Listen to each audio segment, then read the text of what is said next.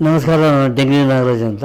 ನಾನು ಇವಾಗ ನಿಮ್ಮ ಮುಂದೆ ಬಂದಿದ್ದೀನಿ ಅಂದರೆ ನಮ್ಮ ಇದು ಯಾರು ನಮ್ಮ ಯತಿರಾಜ್ ಸ್ವಾಮಿಯವರು ಒಂದು ಚಿತ್ರ ನಿರ್ಮಾಣ ಮಾಡಿದ್ದಾರೆ.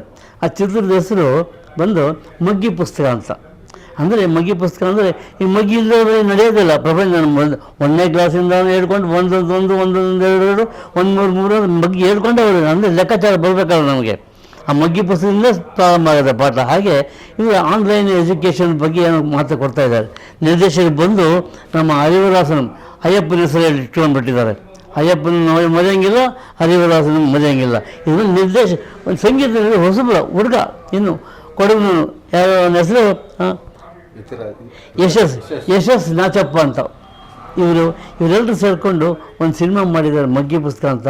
ಭಾಳ ಚೆನ್ನಾಗಿ ನಮ್ಮ ರಮಾನಂದು, ಆಮೇಲೆ ಇವನು ಆ ದೊಡ್ಡ ದೊಡ್ಡ ಆರ್ಟಿಸ್ಟ್ಗಳೆಲ್ಲ ಮಾಡಿದ್ದಾರೆ ಅಂತ. ಹಾಗಾಗಿ ಪಿಕ್ಚರ್ನ ನೀವೆಲ್ಲರೂ ಸಿನಿಮಾ ಟಾಕೀಸನ್ನು ನೋಡಿ ಅಂತ ನಾನು ನಿಮ್ಮನ್ನು ಕೇಳ್ಬೋದು. ಯಾಕಂದರೆ ತುಂಬ ಈ ಕಾಲದಲ್ಲಿ ಸಿಕ್ಕಾಪಟ್ಟೆ ಬಡ್ಜೆಟ್ ಹಾಕಿ ಪಿಕ್ಚರ್ ತೆಗೆದುಬಿಟ್ಟಿದ್ದಾರೆ.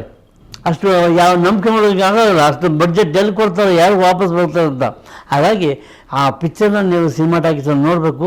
ಈ ಮಗ್ಗಿ ಪುಸ್ತಕ ಏನೇ ಇರಲಿ, ಅಟ್ಲೀಸ್ಟ್ ಒಂದು ಸಾರಿ 7 ಕೋಟಿ ಜನದಲ್ಲಿ ಅಟ್ಲೀಸ್ಟ್ 1 ಕೋಟಿ ಜನ ನೋಡಿದ್ರೆ ಸಾಕು, 50 ಲಕ್ಷ ಜನ ನೋಡಿದ್ರೆ ಸಾಕು, ನಮ್ಗೆ ದುಡ್ಡು ಬರುತ್ತೆ, ನಿರ್ಮಾಪಕರು ಉಳ್ಕೊಳ್ತಾರೆ, ಇನ್ನೊಂದು ಪಿಕ್ಚರ್ ತೆಗಿತಾರೆ. ದಯವಿಟ್ಟು ನೀವು ಎಲ್ಲರ ಪಿಕ್ಚರ್ ನೋಡಿ. ಪಿಕ್ಚರ್ಸ್ ಮಗ್ಗಿ ಪುಸ್ತಕ ಮರಿಬೇಡಿ.